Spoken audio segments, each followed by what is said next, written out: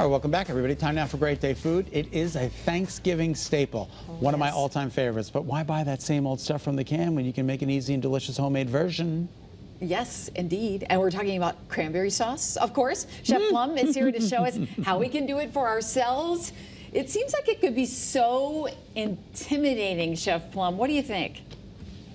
Not at all. And listen, we all think of the cranberry sauce, you get in that can, that gel, you kind of pour on a plate and it plops down, and you try to make it pretty by, we'll slice it. That makes it pretty. No. Stay away from that. I mean, Scott, I know you're a cranberry sauce fan. You're a big cranberry guy, right? I love cranberry sauce. I'm so jealous that you're not in studio today. I know. I just told Kate, I said, I wish I had known. I'd come in and made it for you. I'm around today. I couldn't find it. Anyway, but cranberry sauce, a staple. Like, you want to have it for, even Thanksgiving, for Christmas, for me in my house. But it's so easy to make. Stay away from those cans. Let me show you. You can buy in your grocery store. Most grocery stores sell cranberries just like this. Fresh cranberries in a bag, usually at the produce section of the grocery store. But if you can't find these, frozen ones work fine. I don't even think about frozen ones. If you're going to make this, you might as well use that too. As long as you're making your own, that's what matters. So what I'm going to do is I'm going to start getting my pan nice and hot here on my overhead cam. I got my special technical equipment out here. And I like to use a little brown sugar, okay? So I'm going to put about a cup of brown sugar in here. And Irene, I know it sounds like a lot of sugar, a cup, but you got to remember, these cranberries are super tart. So it's okay to have a little bit of extra sugar in there. It's going to tone them down. So what I'm going to do is, I've got this sugar in here. And listen, you can find thousands of recipes online to make this. This is how I like to do this, and it works out great every time. So I've got that in there. I'm now going to add about a teaspoon or so of a little bit of nutmeg. And then I add about a teaspoon or so of a little allspice right here. And you can use fresh if you want as well, right? And so what we're going to do is we want this sugar in here to start caramelizing. As you can see, it's already starting to happen. See the smoke will start to brown up a little bit. I also like to use fresh cinnamon sticks, okay? These guys right here, a cinnamon stick, not powdered cinnamon. If you don't have anything else, you can use powdered cinnamon, but a cinnamon stick really kind of acts like a cinnamon, like, time release thing. It's so fun. So I'm going to add that cinnamon stick right in there. You can see that sugar now. If you look on the sides here of my pan, it's starting to kind of caramelize on the sides there. That's what we want to have happen. All right? So we've got the cinnamon sticks. We've got the sugar in there. We've got a little nutmeg. We've got a little bit of allspice. Now I hit it. A lot of people use port when they make this.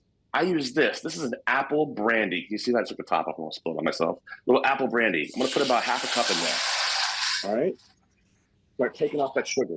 Now, that apple brandy adds so much fun, delicious flavor to this. It starts to break down that sugar and come together in this beautiful aroma here. Oh my gosh, it smells incredible. Okay, so the sugar's gonna start to melt a little bit more. Now, I've got a clementine. I mean, nothing is more holidays than clementines to me. I'm gonna take off that outside layer like this. I'm gonna take my peeler here. I'm not gonna grate this. I'm gonna use an actual peeler. I'll take a few pieces off like this and just drop it right in there. Oh, okay. Because that zest in there adds so much flavor. And Irene, the zest is where you find most of those essential oils and that flavor. So don't be afraid of it. Get it in there. Get that skin in there. It's the good stuff. All right, here we go. Now, I'm going to take my knife. I'm going to cut this guy in half. We're already almost there, you guys. We're already almost there. And I'm going to squeeze the juice of this clementine right in there. Oh, my God. Right. Oh, wow.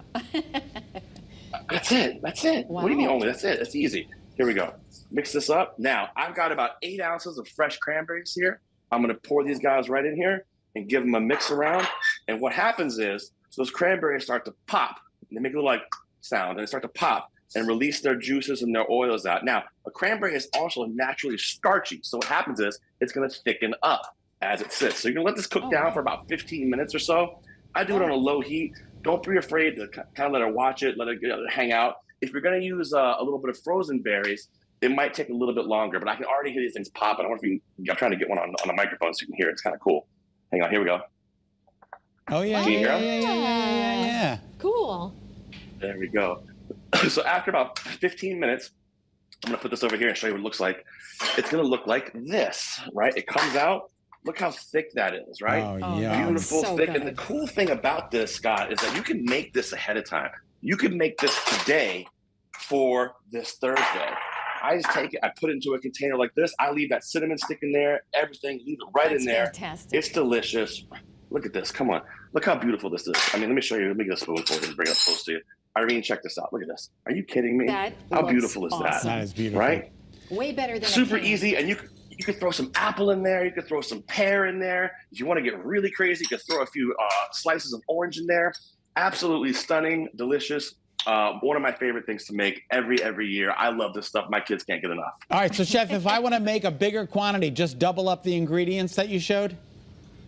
You got it. I start off with about 8 ounces here of these berries. Just double it up. That's all you got to do. You can make twice this amount. You can make 4 times this amount.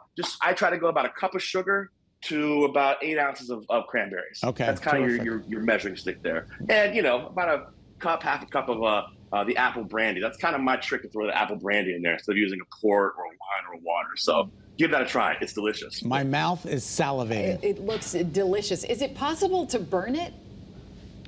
Yes, absolutely. Stay with it. Don't start cooking this and walk away. Okay. Don't do that. It'll cook quickly, but just don't walk away from it, especially when you're caramelizing that sugar in the front. Stay right with it. It happens very quickly.